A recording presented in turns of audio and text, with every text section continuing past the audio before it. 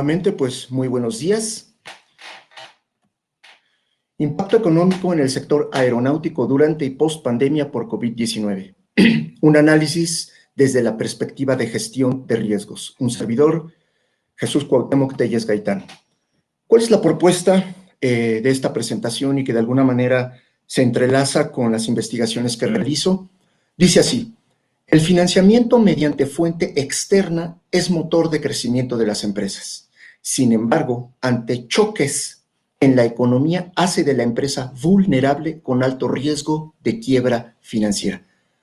¿Cuántos de nosotros no hemos escuchado que previo a la pandemia por COVID-19 y sobre todo durante el 2020 han habido quiebras financieras por todos lados, empresas de diferentes sectores económicos, sobre todo aquellos que de alguna manera son más vulnerables en el contexto de la forma en que han venido operando, se han venido financiando? Así como nosotros, en la perspectiva de la medicina, nos han dicho que las personas de la tercera edad, aquellos que padecen diabetes o algún problema de hipertensión son los más vulnerables o han sido los más vulnerables al virus COVID-19. Lo mismo pasa con las empresas. Seguidamente, el financiamiento empresarial descansa principalmente en dos fuentes: el pasivo y el patrimonio. Cuando este financiamiento se da en las bolsas de valores, es a través de las emisiones de deuda y acciones, títulos de deuda, títulos accionarios. El financiamiento con deuda no compromete el control de la propiedad, en tanto los gastos financieros sean deducibles de impuestos. En consecuencia, dentro de todos esos gastos que son permitidos, autorizados por la ley, en el contexto de México, la ley del impuesto sobre la renta, mientras a las empresas les permitan deducir de impuestos o del ingreso los gastos financieros, es un beneficio, como lo comento aquí, propiamente para seguirnos financiando con fuente externa. Será entonces una fuente con mayor ventaja de lo que serían las emisiones de acciones. La evidencia nos ha mostrado que las empresas con niveles altos de endeudamiento comúnmente incurren en quiebras financieras, por supuesto, ante situaciones adversas como choques en una economía con riesgo en el encadenamiento productivo. Comprender los determinantes externos e internos del endeudamiento puede contribuir a mejorar el perfil de riesgos de la empresa para reducir la probabilidad de una quiebra financiera. El mejor ejemplo que les puedo mostrar es el caso de Cemex, empresa mexicana que se dedica a la elaboración, producción, venta de cementos, tanto en México, por supuesto, como a nivel internacional. Cabe mencionar que un poco más del 60% de las ventas de Cemex son hacia el exterior, principalmente en Estados Unidos. ¿Qué es lo que tenemos en esta imagen? Del 2000 al 2016, sobre todo pasando por lo que fue ese huracán llamado la crisis crediticia de Estados Unidos, observamos la evolución de los precios de las acciones de Cemex y sobre todo a partir del 2000, de cuando comenzó su modelo de negocio de expansión a nivel internacional. Podemos observar cómo en el 2001 empieza a tener mayor participación en Estados Unidos y Tailandia, la compra de plantas cementeras. Este modelo de negocio comenzó así de expansión internacional, sobre todo comprando plantas cementeras, porque en pocas palabras dijo Cemex: ¿para qué llegar a establecer, a construir, a levantar una planta cementera y querer competir con aquellos que prácticamente ya tienen el mercado, con los que de alguna manera, por así decirlo, pues ya tienen acceso a los recursos naturales? ¿Sabes qué? Mejor te compro. En pocas palabras, ese fue el modelo de negocio de Cemex. Podemos ver cómo a principios del 2000 traía niveles de endeudamiento del 49.8%, casi 50%, realmente niveles relativamente bajos. Por ahí recordando nada más un poco qué es eso del endeudamiento, decimos que por cada peso que traemos en el activo total, el 50% proviene de una fuente externa. De manera particular, ¿de qué fuente externa? Puede ser a lo mejor mediante el financiamiento de los proveedores, no porque los proveedores te prestan, sino porque te dan oportunidad que no le pagues en este momento, o de alguna manera es financiamiento vía emisiones de deuda en los mercados internacionales. Podemos ver en el 2000, cuando tiene presencia en Puerto Rico, sus niveles de endeudamiento empiezan a subir al 56%, luego en el 2005 adquiere una planta cementera en Inglaterra, ya con niveles de endeudamiento del 61%, sorpresa. 2007, compra la cementera de Rinker, que de alguna manera a los inversionistas ya no les gustó. Ya estaban un poco molestos los inversionistas por toda la carga de deuda, por supuesto, que traía la planta, Cemex, y que de alguna manera esto muestra evidencia de cómo el endeudamiento hace crecer a una empresa. Si se dan cuenta, los niveles de endeudamiento por haber adquirido esa planta cementera en Australia llegó al 62%. De ahí viene la crisis crediticia en Estados Unidos, 2008, en donde las ventas de Cemex se desploman en más del 40% y todavía traía, por supuesto, esa carga de deuda del 62%. ¿Qué hizo Cemex? Antes de que cayera en quiebra financiera, antes de que sus proveedores y acreedores le embargaran, sobre todo los grandes inversionistas que traían títulos de deuda, toma la decisión en el 2009 de vender Rinker y Holcim y de esta manera logra reducir como estrategia financiera su endeudamiento al 55%. En el 2011, cuando todavía el panorama no era tan cierto y sobre todo porque en el 2010 estábamos atravesando las crisis de deuda de países de Europa, Portugal, Italia, España, Grecia, que por inglés se les llaman los PICs, por sus siglas en inglés. Los niveles de endeudamiento habían aumentado ligeramente a 68%, en el 2014 hasta 71% y en el 2016 67%.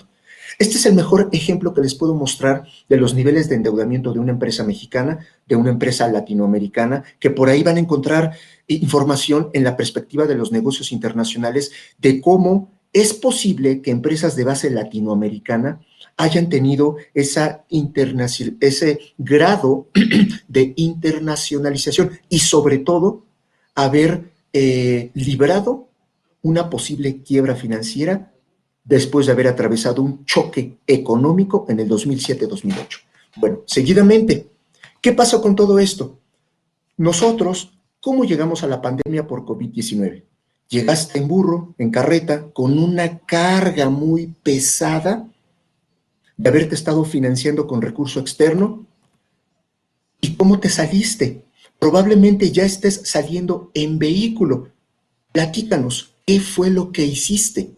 Las mismas condiciones del mercado se prestaron para que tú, de una carga muy pesada, de haber entrado a la pandemia en burro, salieras en vehículo, o a lo mejor algunos nacientes, empresas nacientes que apenas empezaban a gatear, salieron gateando. O algunos que llegaron corriendo a la pandemia, ¡pum!, se tropezaron. Quiebra financiera. Te pregunto, ¿cómo llegaste a la pandemia? ¿En qué grupo te puedes caracterizar? ¿Qué es lo que tenemos aquí? El comportamiento de los precios de las acciones de Aeroméxico, aprovechando precisamente el contexto del sector aeronáutico. Entonces, en ese contexto de cómo llegaste a la pandemia y cómo te está saliendo, lo que me interesa es que revisemos precisamente cómo el desempeño financiero de la empresa es antes de la pandemia, hasta antes de enero del 2020. Podemos observar tanto en el gráfico del comportamiento de los precios de las acciones que prácticamente a partir de enero 2017 hay empiezan a caer los precios de las acciones. La pregunta es, ¿y por qué? Bueno, pues porque detrás de todo ello, si nosotros hacemos un ejercicio de valoración, los precios de las acciones, simple y sencillamente, bueno, perdón, me atrevo a decir simple y sencillamente, pero no es un trabajo tan fácil, están reflejando los flujos de efectivo esperados por la empresa. Y detrás de los flujos de efectivo, pues están los ingresos esperados. Entonces, los inversionistas, los que traían acciones de Aeroméxico, algo empezaron a observar en el 2017, en sus valoraciones empezaron a interiorizar ingresos esperados más bajo de lo que fue hasta el 2016 y por eso comenzó una caída en los precios de las acciones. ¿Qué es la caída en los precios de las acciones? Salir al mercado y deshacerme de esa inversión. Lo que podemos observar en el recuadro son los principales indicadores que utilizamos como diagnóstico para identificar la salud financiera de la empresa. Podemos identificar los niveles de endeudamiento desde el 2015 hasta el 2020, cómo brinca del 78 hasta el 141%. O sea, ¿qué quiere decir? Que por cada peso que se tenía de activo total, hasta 318% en el 2018. Y ya para el 2018, la tendencia de la empresa era una caída en los ingresos. Entonces, ¿cómo interpretamos el apalancamiento? Por cada peso que nosotros, socios, dueños de la empresa, le ponemos o ponemos sobre la mesa, $3.18 o $3.18 proviene de una fuente externa, principalmente de la compra de títulos de deuda por parte de los grandes inversionistas. Fíjate cómo en el 2019 el apalancamiento brinca hasta un 1,117,6%. Entonces, era una empresa que ya traía desde el 2017 señales de quiebra financiera. ¿Cómo lo podemos identificar? En el Z-Score. El Z-Score es una medida desarrollada por Altman para precisamente identificar el posible quebranto de una empresa, la quiebra financiera. Entonces, cuando ese nivel de Z-Score está por debajo de 2.67, cuidado, semáforo amarillo. Cuando ya estás por debajo de 1 o muy cercano a 1, semáforo rojo. Si estás por arriba de 2.67, no pasa nada, tienes probabilidad de incumplimiento muy baja. Vean cómo desde el 2015 la probabilidad de incumplimiento de la empresa era cada vez más alta, sobre todo en el 2018-2019. La empresa, de alguna manera, ya eran señales de quiebra. ¿Qué fue lo que ocurrió?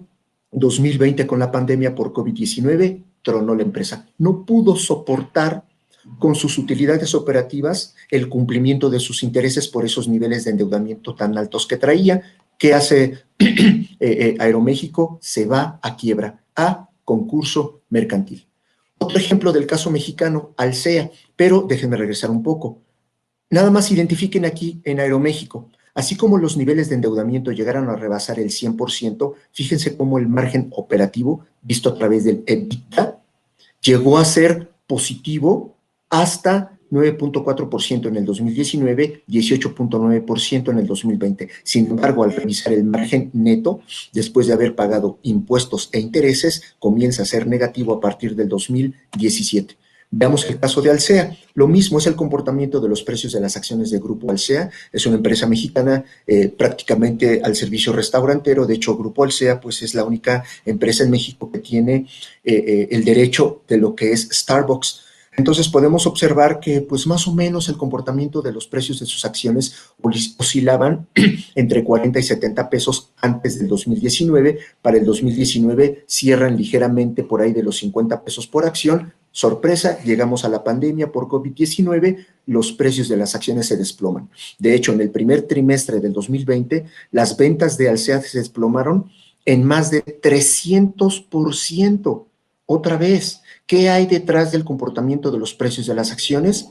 Los ingresos esperados, la utilidad operativa esperada y el flujo de efectivo el flujo de efectivo esperado. Sin embargo, algo muy curioso, a pesar de que muestra niveles de endeudamiento muy altos, similares a los de Aeroméxico, vean cómo tanto el EBITDA como el margen neto es muy atractivo, a reserva del 2020. ¿Ok?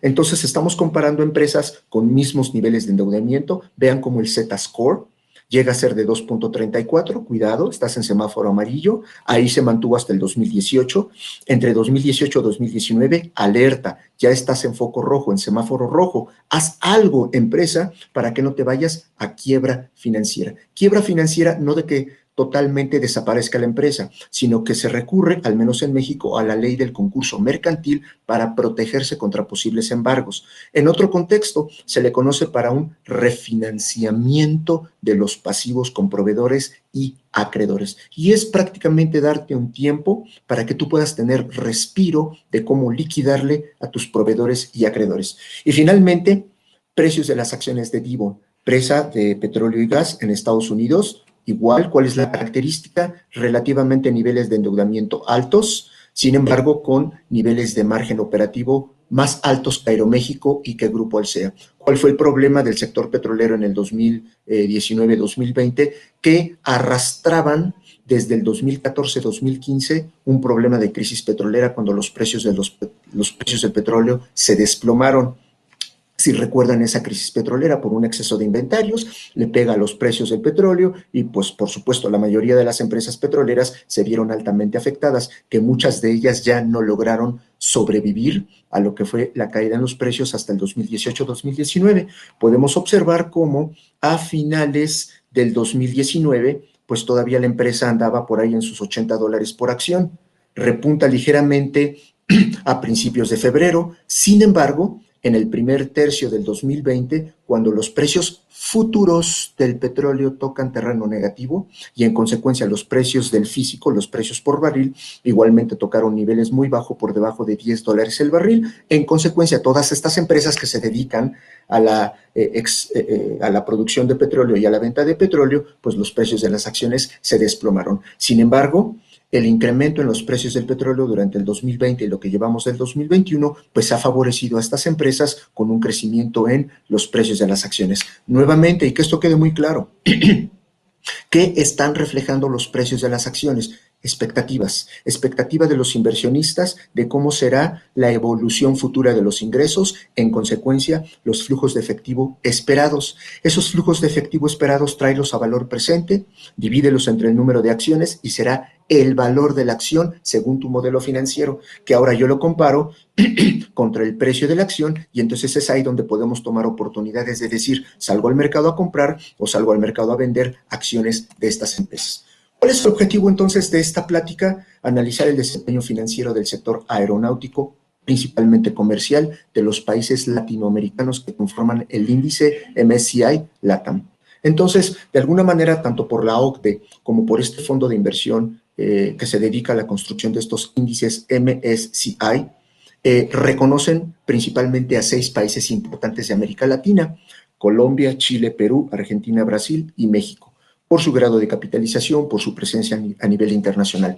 Esos son los principales 6 países latinoamericanos que conforman el MSCI LATAM, con el propósito de identificar áreas de oportunidad y proponer estrategias de administración de riesgos que contribuyan a mejorar la salud financiera de la empresa y del sector, y por supuesto de nosotros las personas, en un contexto de responsabilidad social.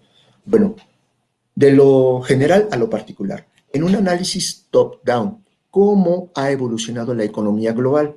Podemos tener, a través de lo que es la información del Banco Mundial, vean, comparando el crecimiento económico mundial contra el crecimiento económico de toda América Latina, podemos observar en los diferentes episodios, principalmente para América Latina, cómo en conjunto le han pegado a todos los países de América Latina. Podemos observar en 1982, cuando fue la crisis petrolera, que afectó mayormente a aquellos países que comenzaban a crecer basado en el petróleo. Posteriormente, en 1986-87, la crisis de deuda de los países latinoamericanos.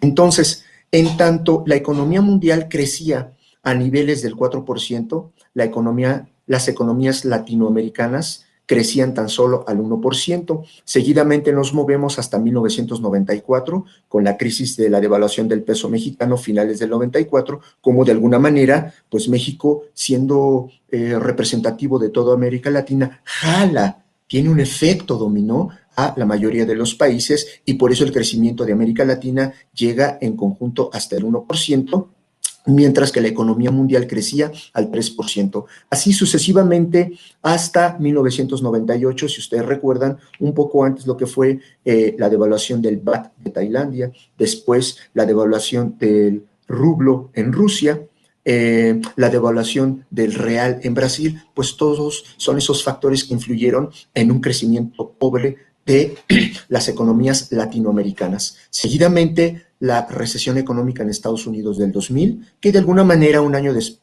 sí, coincide con lo que fueron las Torres Gemelas, pero vean cómo esa crisis económica, esa recesión económica del 2000, generada por una burbuja tecnológica de las bolsas de valores en Estados Unidos, le pega prácticamente a las bolsas de América Latina y al crecimiento económico de América Latina. De ahí nos movemos hasta el 2007-2008, con la crisis crediticia. Vean entonces cómo ante un evento internacional, pues le pega prácticamente a toda la economía mundial, creció a una tasa negativa del 2%, sin embargo, América Latina lo hizo ligeramente por debajo del 1%.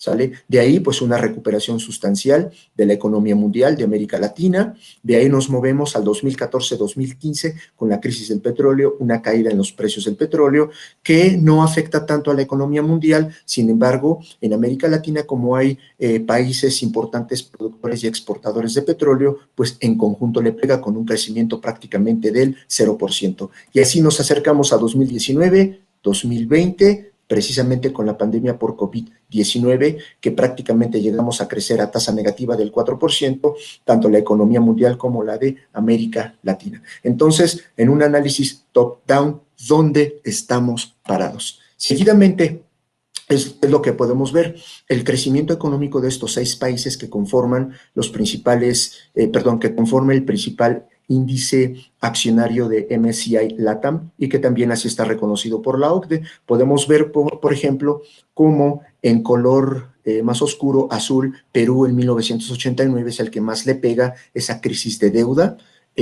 Antes, bueno, Brasil también es uno de los países Argentina de los más golpeados en 1989, por ahí nos movemos a 1994, 1995, entre México y Colombia, entre México y Argentina igualmente son los más golpeados por la devaluación del peso de México, del peso mexicano. De ahí nos movemos al 2000, entre el 2000 y el 2002. Vean cómo igualmente Argentina es golpeada por los indicadores, por los eventos económicos. Nos movemos al 2007-2008. La crisis crediticia surge en el 2007, traspasa a la economía en Estados Unidos en el 2008, pero traspasa a las economías latinoamericanas hasta el 2009 con recesiones, por supuesto, económicas. Y ahí prácticamente le pega a estos 6 países. Ligeramente entre el 2014-2015, lo que fue la crisis petrolera, le pega tanto a Brasil como a Colombia, pero vean cómo desde el 2010 el crecimiento económico de las economías de América Latina trae una tendencia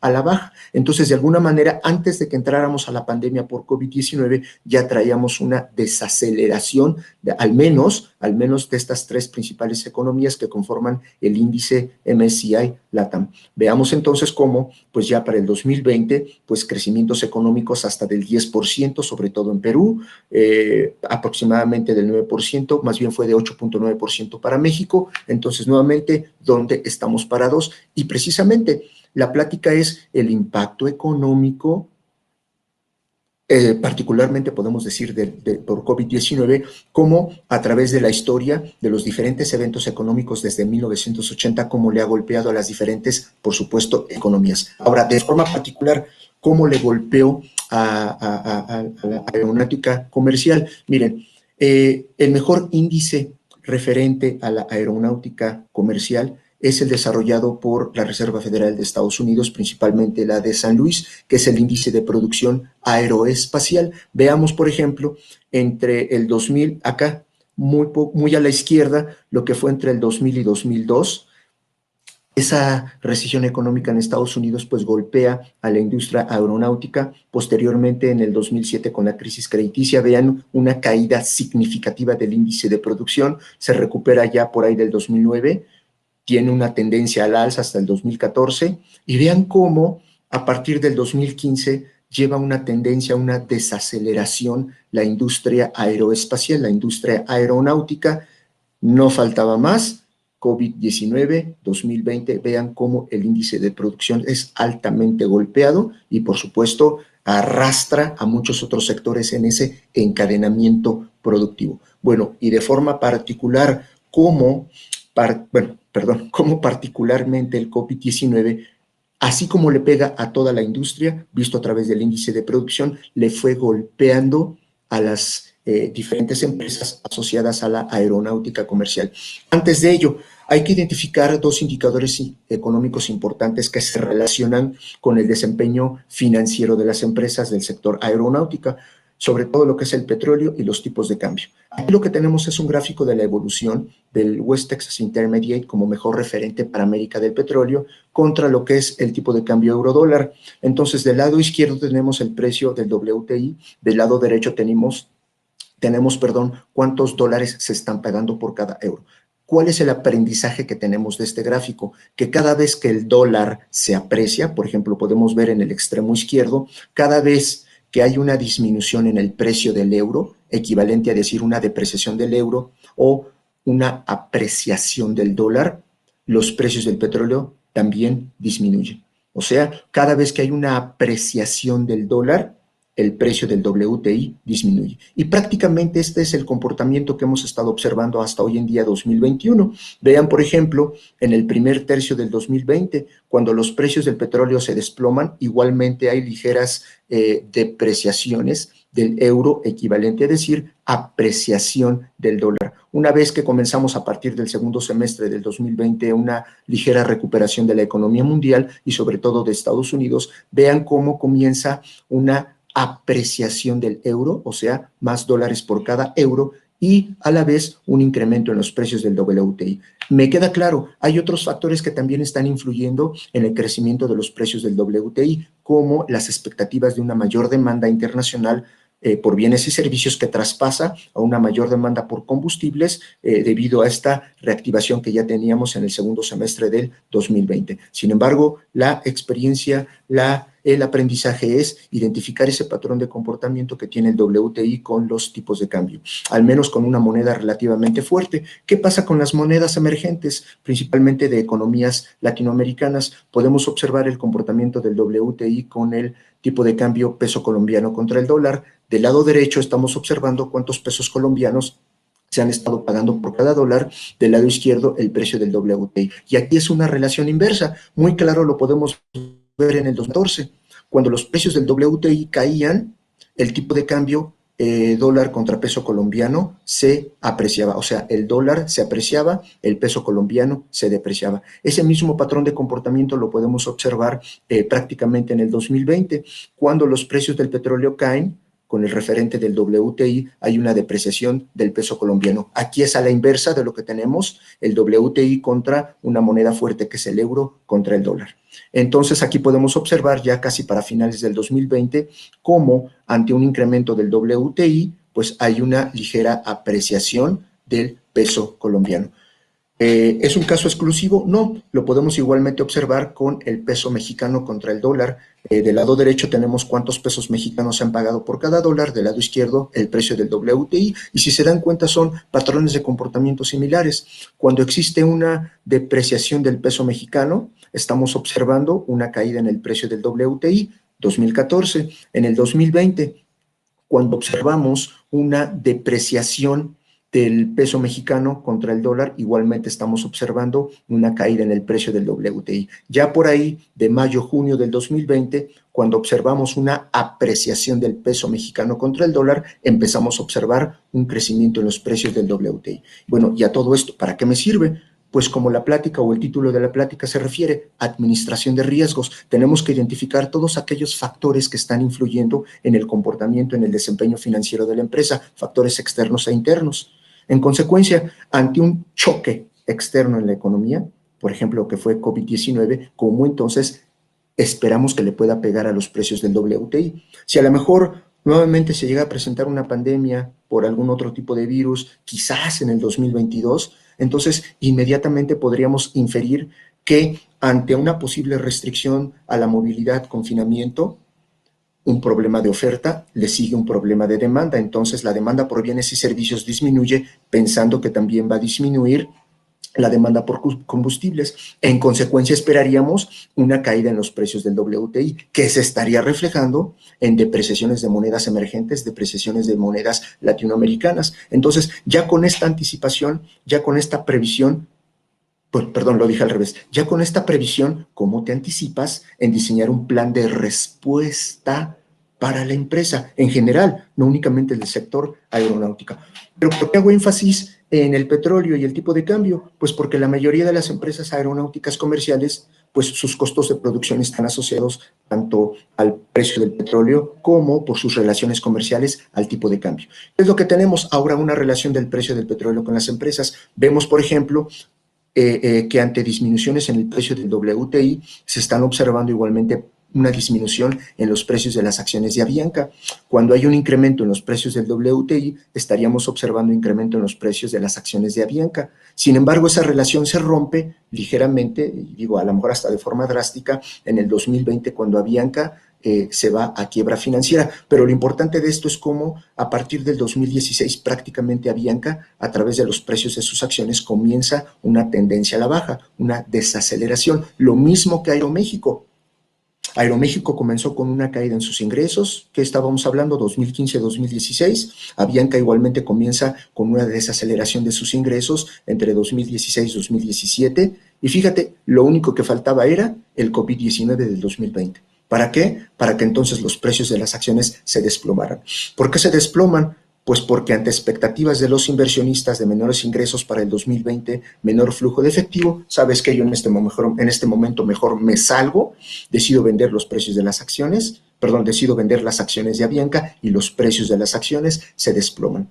Claro, detrás de ello, como vamos a ver más adelante, hay otros factores, sobre todo internos, de indicadores financieros que van mermando la situación financiera de la empresa. Por ejemplo, los precios del WTI con LATAM, la empresa LATAM, igualmente podemos observar un patrón de comportamiento directo. Cada vez que los precios del WTI disminuyen, vean cómo también estaba disminuyendo los precios de las acciones de LATAM. Dices, ¿pero por qué?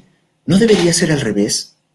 Si se supone que el WTI, que el petróleo es la base para la elaboración de combustibles y el combustible es parte del costo de producción de las aerolíneas, bueno, pues yo esperaría, ante una caída en los precios del WTI, un menor costo de producción, en consecuencia un mejor margen operativo. En consecuencia, los inversionistas esperarían mejores utilidades y mejor flujo de efectivo. Probablemente por ahí no esté la explicación. Probablemente el WTI sea un referente de cómo va a ser la demanda por bienes y servicios a futuro. Y ante una caída en los precios del WTI, lo que está mandando es una señal de una disminución de la demanda por bienes y servicios, de una disminución de la demanda por combustibles y en consecuencia esto afectaría la demanda por ese servicio llamado aerolínea comercial. ¿Sale? Por ahí puede venir la respuesta. Igualmente podemos observar cómo en el 2020 pues le pega a LATAM todo esto por la caída en la demanda por el servicio que llega a concurso mercantil en el primer semestre del 2020. Lo mismo pasa con Aeroméxico. Vean cómo a partir del 2017 los precios de las acciones empiezan a caer, llevan una tendencia más marcada que las otras empresas hacia una baja. Vean cómo desde el 2017 toca niveles por ahí de 110 pesos por acción, ya hasta abril del 2020 llega a tocar por debajo de 5 pesos por acción. Igualmente Aeroméxico se fue a concurso mercantil. Sin embargo, aquí como que el patrón de comportamiento entre los precios del WTI con Aeroméxico como que no es tan directo en los casos de LATAM y de Avianca. Aquí sí podemos observar una relación indirecta. Cada vez que los precios del WTI, sobre todo en el 2015, disminuyen, estábamos observando un incremento en los precios de las acciones de Aeroméxico. Entonces, esto podría ser más razonable. Una disminución en los precios del WTI conllevaría a menores precios de combustibles, en consecuencia menor costo de producción, mejor margen de operación y todo eso se reflejaría en un mejor flujo de efectivo esperado por la empresa. ¿Y cuáles son entonces las expectativas de los inversionistas? Sal a comprar acciones de Aeroméxico. No así en esa misma explicación de lo que fue Avianca con LATAM. Bueno, a todo esto, como hemos estado hablando de quiebra financiera y como veíamos al inicio de esta plática, ¿cómo llegaste a la pandemia? Llegaste con una carga muy fuerte y en un medio de comunicación pues no tan sofisticado. Bueno, pues entonces a eso hago referencia a lo que es la estructura de capital, que tiene que ver con los niveles de endeudamiento. Entonces, de forma general, ¿qué es la estructura financiera de una empresa? Hagan de cuenta que estamos jugando en el sube y baja. Necesitamos levantar activos de la empresa, activos de todo tipo, activo fijo, activo circulante, cómo vamos a financiar las cuentas por cobrar, cómo vamos a financiar los inventarios. A lo mejor me estoy financiando lo que mi cliente en este momento me deja de pagar. Quizás me va a pagar hasta el próximo año una factura, pero una parte de esa factura la voy a financiar con el proveedor, pues porque también con el proveedor voy a negociar para que no le pague en los próximos 15 días, sino le pague en los próximos 90 días. Entonces, de esa manera, ¿cómo levanto los activos en la empresa? Con una combinación de pasivo con capital propio, patrimonio. Entonces, en esa mezcla de financiamiento externa e interna, de todo tipo, se le conoce como estructura financiera. ¿A qué se le conoce como estructura de capital? Cuando únicamente estamos buscando levantar esos activos, apalancarnos con la emisión de títulos de deuda y con la emisión de títulos accionarios. Entonces, ¿a todo esto qué nos lleva? Pues hagan de cuenta otra vez que necesitamos levantar activo. A eso se le llama precisamente apalancar, por eso existe un indicador financiero llamado apalancamiento. Y si ustedes recuerdan, uno de esos indicadores de Cemex era 110, 120%, o de Aeroméxico, 300%. ¿Qué quiere decir? Que por cada peso que los socios sacan de su bolsillo para financiar la empresa, 3 pesos más alguien los pone. ¿Quién es ese alguien? Puede ser Vanguard, puede ser BlackRock, están comprando títulos de deuda de la empresa precisamente para poderla financiar. Esto nos lleva a poder encontrar diferentes mezclas de financiamiento externo e interno, sobre todo haciendo énfasis en la estructura de capital. Oye, ¿sabes qué? De un total de 1 millón de pesos mexicanos con valor del activo, pues a lo mejor el 70% será financiado con emisiones de deuda y el 30% con emisiones de títulos accionarios. O qué tal si levantar activo con valor de 1 millón de pesos, tan solo 30% con deuda, 70% con emisiones de acciones. Esto, por supuesto, que tiene un impacto, algo llamado, si ustedes lo han visto o escuchado, la famosa WACC, el Weighted Average Cost of Capital, que es un constructo que nos sirve como tasa de descuento para valoración de las empresas. Digo, por ahí seguramente habrá muchas personas que digan que el modelo financiero que está detrás de la WACC, sobre todo el CAPEM, es algo absurdo. Posiblemente sí. ¿Sabes por qué? Porque hay algo que estimamos en finanzas que se conoce como la beta, la sensibilidad que tiene la empresa respecto a los movimientos del mercado, y con base en ello se construye el CAPEM. ¿Qué es el CAPEM? Rendimiento esperado por los inversionistas cuando le inyectan capital a la empresa vía títulos accionarios. Entonces me estás diciendo que el único factor de riesgo es el de mercado, movimientos del mercado, cuando realmente no lo es así. Por eso en ocasiones van a encontrar por ahí que tanto el modelo CAPEM como hasta propiamente la WACC es un modelo absurdo para valoración de empresas. Bueno, en ese contexto entonces, ¿qué se ha dicho de la estructura de capital? Desde 1958, Miller y Modigliani hablan de la irrelevancia. ¿Qué quiere decir? Que mira, es irrelevante de cuáles sean tus formas de financiamiento. ¿Por qué? Porque no va a tener un impacto en el valor de la empresa, ¿sale? Si acaso nada más, y de hecho más adelante, 4 años después me parece, hacen una modificación a esa propuesta, porque dicen, no, no, espérame, estaba equivocado. Lo que pasa es de que en los países donde el pago de intereses es deducible de impuestos, entonces se conoce como escudo fiscal. Entonces sí, ya no deja de ser irrelevante. Ahora sí, toma importancia en la forma de financiamiento de la empresa. Posteriormente, en 1984, se habla del óptimo financiero. ¿Y qué nos dice Bradley, Jarrell y Kim? Cada empresa presenta una estructura de capital óptima y se sujeta a las condiciones propias de la empresa. Y entonces es ahí donde a veces decimos, es que no hay libro de texto que te diga que la estructura de capital siempre debe ser 60 deuda, 40 acciones. No.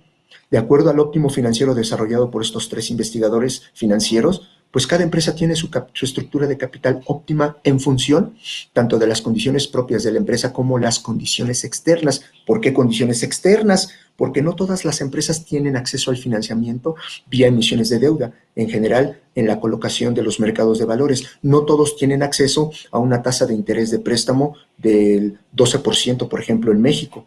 Habrá otras que tengan acceso a financiamiento con 32%. Entonces, ahí pones a pelear, a competir a las empresas en una desventaja, sobre todo a las pequeñas empresas.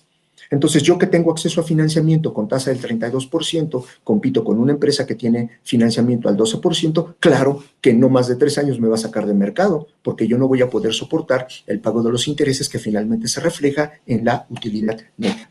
Y luego de ahí, nuevamente en 1984, se habla de la jerarquía de las decisiones. Las empresas jerarquizan sus fuentes de financiamiento como respuesta al problema de información asimétrica. Gran problema de los países emergentes, particularmente latinoamericanos. Información asimétrica.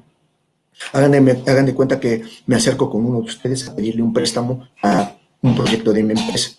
Entre dimes y diretes me autorizan el préstamo con una tasa del 32%, pero resulta que en vez de invertirlo en ese proyecto me compro una camioneta. Entonces ya estoy generando un problema para la institución bancaria, que yo quedé devolverle el préstamo en el lapso de 1 año. y resulta, pues como no lo puse a trabajar, pues no tengo la capacidad para devolver el préstamo ni el pago de los intereses, y ahí se va generando un récord, un historial crediticio muy malo, pues prácticamente para las economías latinoamericanas, y por eso tan renuentes los bancos extranjeros de prestarnos, y si lo hacen es con tasas de interés muy altas. En consecuencia, ante esta situación de un problema de información asimétrica, nosotros empresarios, ¿cómo jerarquizamos las fuentes de financiamiento? Probablemente para algunos la principal fuente de financiamiento sea el capital propio o la emisión de acciones, para otros sea la reinversión de las utilidades, para otros sea la emisión de títulos de deuda, y todo ello va, perdón, teniendo un impacto en el nivel de endeudamiento de la empresa, particularmente lo que acabamos de ver con las empresas aeronáuticas. Finalmente, una de las grandes teorías o propuestas en el 2002, la sincronización del mercado, que nos dice a grandes rasgos, Baker y Wickler, la emisión de acciones se realiza cuando el valor de mercado es mayor al valor en libros. En pocas palabras, si en este momento estoy valorando mi empresa y cada acción vale 20 pesos, pero el mercado está pagando 24, sale al mercado a emitir acciones. ¿Por qué? Porque la empresa está sobrevalorada. En este momento es posible que tú puedas emitir acciones, a lo mejor no a 24, pero a 23, más de lo que está en libros, ¿ok? Y bueno, eso de la estructura de capital, se ha dicho que diferentes factores influyen en el comportamiento de cómo te vas a financiar. Gran problema de las empresas, que por eso en ese contexto abrí la plática, cómo han sido los niveles de endeudamiento y apalancamiento y cómo desde 5 años atrás ya mandaban señales de que esas empresas iban a quebrar. Lo mismo que las empresas, las aerolíneas. Uno de ellos es la tangibilidad de los activos, la rentabilidad. ¿Qué es eso de la tangibilidad de los activos? La proporción que representa el activo fijo respecto del activo total. Rentabilidad, principalmente ROE, Return on Equity, o el EBITDA, Margin, oportunidades de crecimiento, el crecimiento de los ingresos, tamaño de la empresa, y finalmente los impuestos. En tanto en un país nos permitan todavía deducir de impuestos los intereses, pues estaremos muy felices emitiendo deuda o solicitando préstamos. Bueno, evidencia. ¿Qué es lo que tenemos aquí? El apalancamiento de lo que son estas principales 5 aerolíneas de los diferentes países, Avianca, Copa, LATAM, Azul y Aeroméxico. Podemos observar cómo Azul es la empresa que ha tenido mayor nivel de apalancamiento, hasta en un 350%. Esto es, por cada peso o por cada unidad monetaria que se pone del bolsillo de los socios, 3.5 unidades monetarias se pone por una fuente externa. Después tenemos cobertura de intereses. Vean cómo la cobertura de intereses, que es la capacidad de las empresas de pagar los intereses con la utilidad operativa, la que cayó de manera drástica fue Copa. Quienes traían niveles muy debajo de 5 veces, pues eran prácticamente las demás aerolíneas. El margen EBITDA, vean cómo en el 2020 veníamos creciendo del 2011 al 2019 con un margen de ganancia positivo, pum, se desploman las ventas y en consecuencia llegamos a tener márgenes de utilidad operativo hasta del 30% negativo. Crecimiento en ventas, vean cómo hay una tendencia a la baja desde el 2011, prácticamente del 2013, y esta tendencia a la baja en los ingresos, pues es lo que marcó precisamente la caída en los precios de las acciones, que no pudieron seguir soportando las aerolíneas esa carga tan fuerte de deuda y se tuvieron que ir a quiebra financiera. De forma particular, vean en este análisis de Avianca contra Aeroméxico, igual, ¿sale? O sea, somos de la misma región, el mismo sector. Vean cómo el nivel de apalancamiento en color azul va aumentando y el margen EBITDA disminuye, sobre todo en el 2020. Tenemos mismo patrón de comportamiento. Igualmente, Avianca contra Aeroméxico, lo que es el nivel de endeudamiento contra la razón circulante, vean cómo hay una caída muy fuerte en el 2020. Sin embargo, algo muy importante, cómo desde el 2012 había una tendencia a la baja en la falta de liquidez de la empresa. Y esto acuérdate muy bien, acuérdate muy bien de este gráfico. Sale el siguiente. Igualmente Avianca contra Aeroméxico, lo que es el nivel de apalancamiento contra el crecimiento de los ingresos, hay una relación muy similar, indirecta. El nivel de apalancamiento contra la tangibilidad, porque hay una relación directa, porque está justificando que para financiar el activo fijo, se tiene que hacer mayormente con emisiones de deuda. ¿Sale? Y bueno, de aquí me brinco hasta esto. Lo que hago es es brincarme aquí. Lo que estoy haciendo fue construir un modelo de datos de panel o panel de datos. ¿Qué es lo que podemos observar? Azul es la empresa más vulnerable de las 5 empresas, de las 6 empresas, perdón, y es precisamente la que marca esa heterogeneidad en cuanto al comportamiento del apalancamiento. En cuanto a través del tiempo, vean cómo en el 2020, por la cuestión del COVID-19, pues la mayoría de las empresas tuvieron niveles de volatilidad muy fuerte.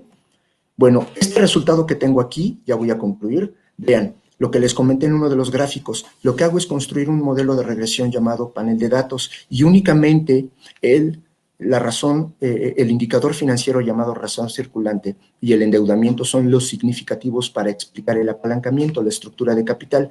Como habíamos visto en ese gráfico, mira, qué tan importante es identificar cómo va evolucionando la liquidez de la empresa, porque finalmente y de forma estadística es lo que está explicando el apalancamiento de la empresa y de alguna manera la posible quiebra de la misma. Bueno, a todo esto, ¿cuál es la reflexión? Que la estructura de capital indica la forma de financiamiento de operación de la empresa. La razón deuda capital muestra la agresividad en el uso de las fuentes externas. Mayor deuda conlleva mayor riesgo. El capital accionario es de costo alto. Dado los beneficios de la deuda, mayor agresividad implicaría mayor rentabilidad. Y aquí viene una pregunta. ¿Acaso una búsqueda de mayor rentabilidad por los accionistas conlleva a una quiebra financiera? Reflexión, ¿de qué hablamos? De riesgos de mercado operacionales del negocio de crédito, pero poco estamos hablando de riesgos emergentes. Una página en internet que pueden encontrar on-page, ¿qué son riesgos emergentes? La serie de herramientas y procesos y una filosofía general que puede ser utilizada por las comunidades para adquirir medios controlables y creíbles en la reducción de riesgos. ¿Por qué es tan importante? No priorizar los riesgos emergentes tiene consecuencias en pérdidas financieras, inactividad de los negocios, personas desplazadas y personas desinformadas, lo que nos pasó en el 2020. Entonces, en tu plan de respuesta, en tu plan financiero, empieza a considerar todos estos factores que pueden influir en el comportamiento de la empresa. Ya lo vimos, de cómo le pegó económicamente, financieramente a las aerolíneas. Considerar los riesgos emergentes. ¿Por qué tan importante? Bueno, todo esto es el proceso de cómo nosotros gestionamos los riesgos, identificamos los riesgos, establecemos un plan de respuesta, un plan de contingencia, identificamos riesgos residuales, algunos de esos riesgos que no identificamos en este momento, pero que se van manifestando de forma gradual. A todo esto, ¿dónde lo podemos palpar? En el presupuesto de la empresa. Si tú estás haciendo el presupuesto para el próximo año, entonces comienzas con un estimado de todos los costos de la actividad de la empresa. Sobre ese costo haz una reserva de contingencia. A eso se le conoce como el costo del paquete de trabajo. Haz otra reserva de contingencia, se le conoce como la cuenta de control, y esa es la línea base del costo del presupuesto, y haz una reserva de gestión. Esa reserva de gestión es precisamente considerar todos los factores de riesgo, principalmente los emergentes, como lo fue el COVID-19, que te puede golpear y te puede llevar a una quiebra financiera. En consecuencia, ¿cómo podemos considerar administración o gestión de riesgos? Mira, estamos dentro de una cabina en un avión, miramos el contexto externo, el contexto interno, quiénes somos, cuál es la experiencia en horas de vuelo, en monitorear el futuro y los indicadores. En este caso, en finanzas, los indicadores financieros, los ratios financieros, y nos apoyamos de la torre de control para monitorear el pasado. La próxima crisis, no importa cuál sea, no importa cómo llegues, si con una carga muy pesada, gateando o corriendo, pero deseamos que todas las empresas salgan volando. Eso es lo deseable, administración de riesgos. Bueno, pues muchas gracias.